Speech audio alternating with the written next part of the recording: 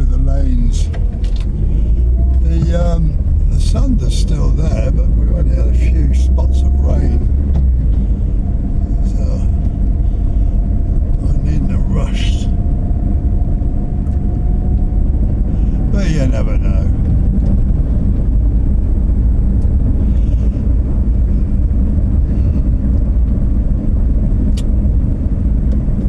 When I lived out in this village, long before COVID, so 2019, I used to ride around these roads all the time on my bike, just exploring and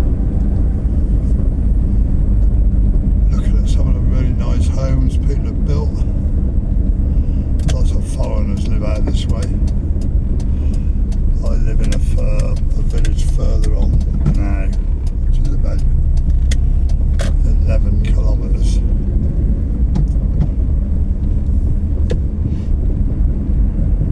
A little bit more out in the sticks than Doisaket was, but everything close by. Got a little town called Doisaket one way, almost exactly the same journey, 11 kilometres, 12 kilometres. Like I say, there was a big market tonight in Doisaket, which I would have gone to, but I'm not that bothered. And Doisaket has a big one on Saturday night. That house there with the blue roof was derelict for years, and do you think I could find out who owned that? I asked around, even people I knew in the village with who'd been here all their lives didn't even know who owned it. Whoever's bought it done a nice job. They put a brand new roof on. It used to be quite a flat one, not totally, but it'd be a nice place to live. They got a big sort of pond in the garden, probably used for breeding fish at one point. I'm coming this way, it's a bit of a shortcut, but also they've been laying a new road, and I'm not sure whether they've opened it again yet, so I want to see. They were working on it quite a while. Yeah, it looks like it is. It was full of potholes. As you can see now, it looks like a pretty solid concrete road. I don't know who funded that.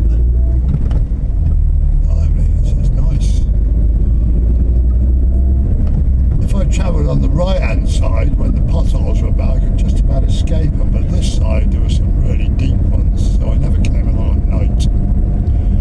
But they've certainly, these places here are workers. I mean, oh no, they've demolished, they've taken them down now, so they've done the job they were brought in to do. Or maybe they're just building it. That's why they've got this road here. Yeah, they must be building something big here. They're just metal tin roofs. It must be hot inside. Wow, this is much better. What a nice road that is. Didn't take them long. Nothing ever does in Thailand. It's like all these crush barriers. They're then done in about 2 weeks. Quite a few kilometres up as well. There's obviously a big builders of massive concrete works I haven't seen. That's all new. There's something big going up around here. Be interesting when I get back to see what it is. But this countryside's beautiful. There's a canal here which brings the water in from the reservoir over the main road back there, the 118. Another interesting place if you come up, Maypong Dam I think it's called. Nice place to visit. Have a look at the lake or the reservoir. You can get boat trips as well, I'm told. Yeah, all these crash barriers were done in just a couple of weeks. They don't mess about. And now the new street lights are going up, which is brilliant because this used to be a really dark road. University on the left. We've got a big sports centre there, so I should imagine it's something to do with fitness and sport. Just on the left there, you see the spotlights on when they've got games on. Big stadium. Accommodation. I can't turn the camera. Accommodations on the right and the left. That's the security there. They've just taken all their bollards in because they slow you down when they're coming in and out of university.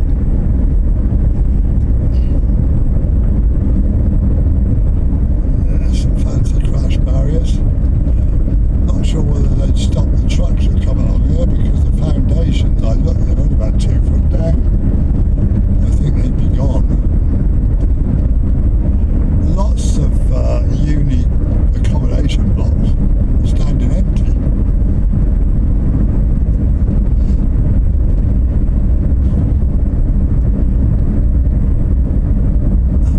Good thing is we haven't got rain here. I mean, I don't mind, I mean, it cools it down, but it's raining somewhere and it's keeping all the forest fires down, so that's why the smoke's disappeared. I don't think there were that many fields this year being burnt. It was mainly forest fires. I mean, I travelled north up to a place called Payao a few weeks ago, and the week before to a place called Fang, and I got 2/3 of the way from Fang, turned around and came back. The smoke was just like fog. I got out of the car once to take a picture, and it's just smoke. I was standing in a bonfire, so I turned around and came home. And then Payao, although the town was clear, the road up there was smoky. Again, I nearly turned around, but I really wanted to go up there again. Glad I did. But that was all forest fires. We passed numerous forest, big ones as well. But now we've had some rain, you can see how green it is.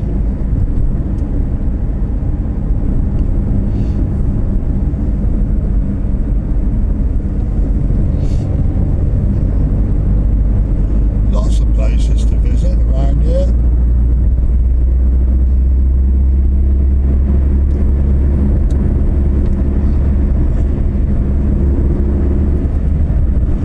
Like I say, I'm off tomorrow night. I've got to go to Bangkok in the evening, then I'm flying to Shanghai in the morning of the 15th. Bit of a layover and then a flight into Heathrow, which I am not happy about. I've been here 9.5 months and I'm sort of this stretch anyway, and I really do not want to be going back. When you get into Thailand, that's your lot. Lots of people do videos, never come to Thailand, oh never come to Thailand, then they tell you the truth, because when you do, you don't want to leave. I love the place. Great food, great people. Behave yourself and you can have a great time. Be legal in your cars and your motorbikes, you've got no problems. Police are always pretty good. And believe me, they do plenty of checks. I've never been stopped in the car, but I've been stopped a couple of times on the bike. But if you've got a helmet on, you've got your proper licence and it's insured, because they cover you with a basic insurance anyway, even if you bought a bike. When you pay your road tax every year, they check the bike over quickly, and they give you like a minimum basic insurance.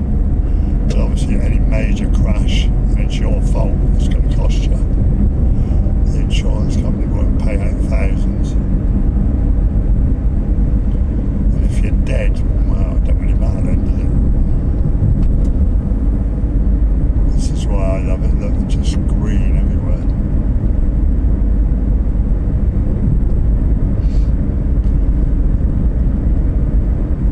Hot springs around here. The biggest one being Sankampang. There's Doisaket hot springs and numerous other smaller ones.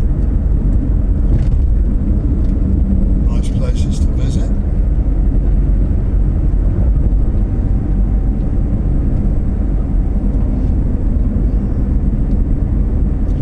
These arches mean we're going through into another village.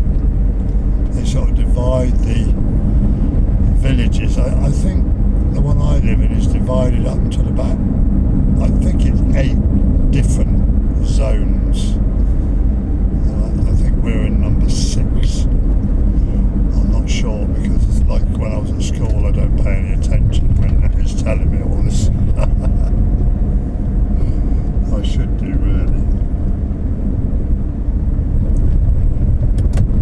When we turn right here, the house on the left was completed this year. It's a beauty. Well, bungalow it is. Oh, I'm at a truck. Let's go back. I want to put these guys out there working.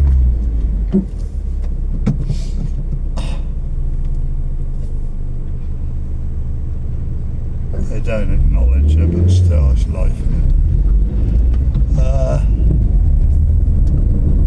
I could have come down. I forgot this little pull in here. He did stop. And I'd already started reversing, so I wasn't that bothered. Just go. This is a shortcut I take. You don't want to be coming down here when you've had a few. This is a bridge here. There's no barrier, and it's about 15 feet. Normally it's full of water. In fact, during the floods, when we had the floods earlier this year, you couldn't get through this road. The water was pouring this height where I am now. Really fast rapids. They had signs at the end of the road, so. A lot of longan trees, which is like a nice fruit berry. It's like a grape, but it's wrapped in like a crust that you have to cut off with your fingernail or something, or a knife, and then this gorgeous fruit in the middle with a pip in it that's really nice. Not loads of pips like some of the grapes, but just one big one. And then we're back on the road into the village then. I'll keep this running until we get to where I've got to turn off. And on the right you'll see, or on the left you'll see, it's like a pinky looking wall. And it was built as